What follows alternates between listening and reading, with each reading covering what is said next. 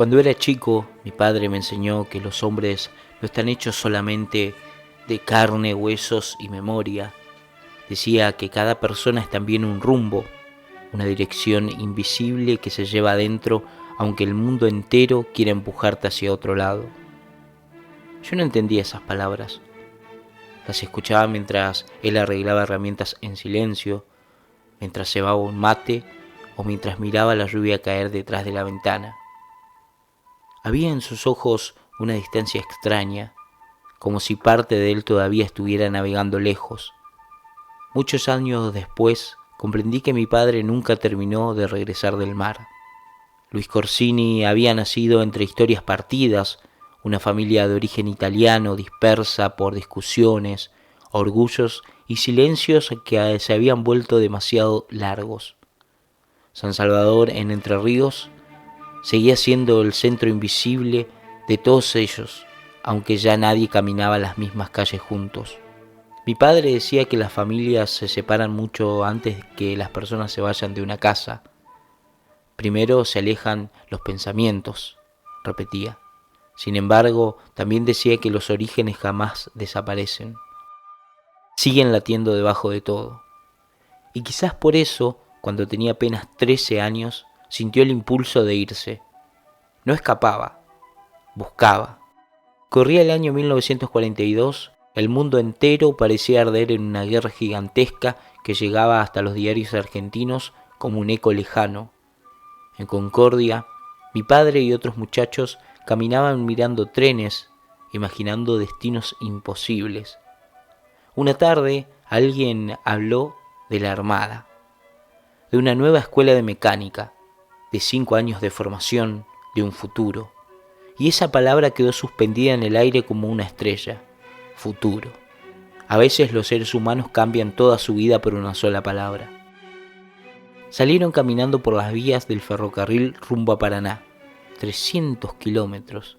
Eran apenas chicos, pero llevaban dentro algo que suele aparecer únicamente cuando uno todavía no aprendió a tener miedo. Mi padre contaba que las vías parecían 2 líneas infinitas perdiéndose en el horizonte. Ahí entendí, me dijo una vez, que el destino no es un lugar, es el movimiento. Dormían donde podían, compartían pan duro, agua tibia y sueños enormes. El frío de la madrugada les mordía las manos, pero ninguno pensaba en volver. No caminaban solamente hacia Paraná, caminaban hacia la persona que todavía no eran. La escuela de mecánica naval transformó a aquellos muchachos. La disciplina era feroz, las exigencias parecían imposibles, pero mi padre encontraba allí una extraña felicidad. Descubrió que el esfuerzo podía ordenar el espíritu igual que el mar ordena una costa. Aprendió motores, electricidad, navegación y mecánica de precisión. Aprendió también el silencio. Los hombres de mar conocen un silencio diferente. No es vacío, es atención. Con el tiempo comenzó a destacarse.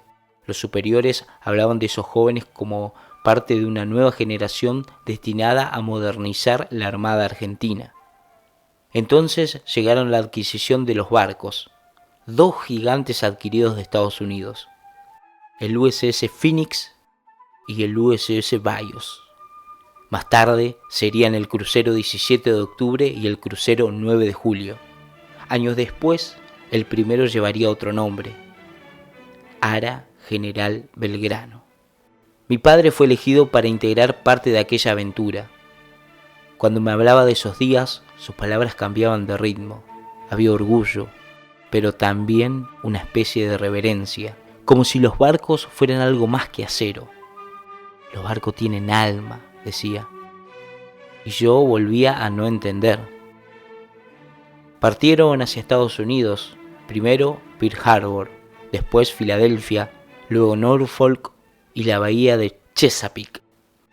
Durante 2 años y medio entrenaron, estudiaron sistemas nuevos y navegaron junto a marinos que habían sobrevivido a la guerra. Mi padre escuchaba conversaciones en inglés de hombres que hablaban de ataques japoneses, explosiones y compañeros perdidos en el Pacífico. A veces de noche subía solo a cubierta, miraba el océano negro Sentía el viento golpeándole la cara y comprendía que estaba parado en el mismo barco que había escapado del infierno de Pearl Harbor. Decía que el acero guarda memoria, que los barcos recuerdan. Quizás por eso caminaba despacio por los pasillos del crucero como quien recorre una iglesia. Pero la verdadera prueba de un hombre nunca aparece cuando todo está en calma. Llega cuando debe elegir. Y toda elección tiene un precio. En 1955, mientras el país se quebraba entre odios y violencia, la Armada también se dividió. Mi padre era joven, pero tenía algo que nunca perdió: coherencia. No sabía negociar con aquello que sentía correcto. Eligió defender el orden constitucional. Lo hizo aún sabiendo que esa decisión podría destruir su carrera. Y la destruyó. Fue castigado, perdió privilegios, perdió futuro, perdió reconocimiento. Muchos le aconsejaron callar. Otros le dijeron que nadie podía cambiar el curso de la historia. Mi padre respondía algo simple: uno no decide el tamaño de la ola, solo decide cómo pararse frente a ella. Durante años reconstruyó su vida desde abajo. Nunca lo escuché quejarse. Trabajaba en silencio, cumplía, seguía adelante. Ahora comprendo que el verdadero sentido de la superación no tiene nada que ver con vencer a otros. Es seguir siendo uno mismo cuando todo intenta quebrarte. Mi padre nos educó así, sin discursos, sin grandilocuencia, con el ejemplo. La honestidad era natural para él, como respirar, y el sacrificio también. Recuerdo noches difíciles en casa, momentos en el que faltaba dinero y sobraban preocupaciones. Sin embargo, jamás aceptó el camino fácil que lo hiciera traicionarse. A veces parecía duro, pero detrás de esa firmeza había una compasión silenciosa, como esos faros solitarios que soportan tormentas para que otros se encuentren en la costa. Pasaron los años, el tiempo comenzó a llenar de canas su cabeza y de pausas su voz. Entonces llegó aquella conversación. Fue en 1990, yo ya era adulto. Habíamos hablado muchas veces de barcos, del mar y de la armada, pero nunca del Belgrano, nunca directamente, hasta que una noche le pregunté: papá, ¿qué sentiste cuando supiste lo del crucero? Él tardó mucho en responder. Miró sus manos, después levantó lentamente los ojos. Y vi lágrimas. Jamás voy a olvidar eso. Mi padre no lloraba, o quizás sí, pero aprendió a hacerlo por dentro. Entonces dijo: siento que traje una mortaja, nada más. Pero en esas palabras había un océano. Comprendí que para él el general Belgrano nunca había sido solamente un buque. Era parte de su juventud, de sus sueños, de sus amigos y de su propia alma. Y ahora descansaba en el fondo del Atlántico Sur junto a 323 hombres. Desde entonces, cada vez que cierro los ojos, intento viajar hacia esas aguas. Imagino el silencio azul de las profundidades, la estructura inmensa del crucero descansando en la oscuridad, los corredores vacíos, las puertas inmóviles, los ecos. A veces creo escuchar voces, conversaciones en inglés de aquellos marinos norteamericanos que sobrevivieron al ataque japonés en Pearl Harbor. Otras veces imagino órdenes rápidas durante Guadalcanal, el barco atravesando mares de guerra, humo y fuego.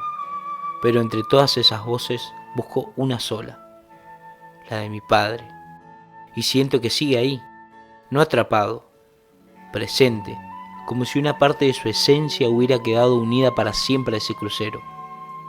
A veces imagino que conversa con los marinos caídos, que los acompaña, que les habla de las costas argentinas, del olor a los eucaliptos entrerrianos después de la lluvia, del mate caliente, de las tardes simples que los hombres extrañan cuando están lejos.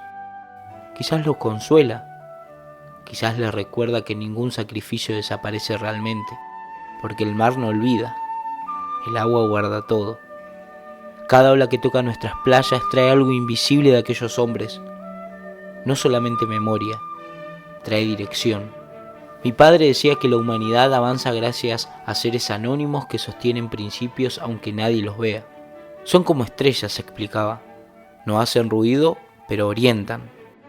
Con los años entendí que él era una de esas personas.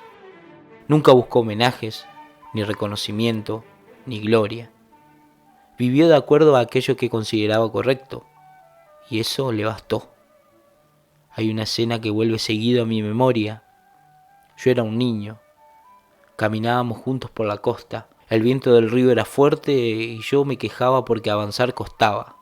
Entonces él apoyó una mano sobre mi hombro y me dijo: «El viento nunca está en contra». Lo miré confundido. Sonrió apenas. Todo depende de cómo uses las velas. Mucho tiempo después comprendí que esa frase resumía toda su vida.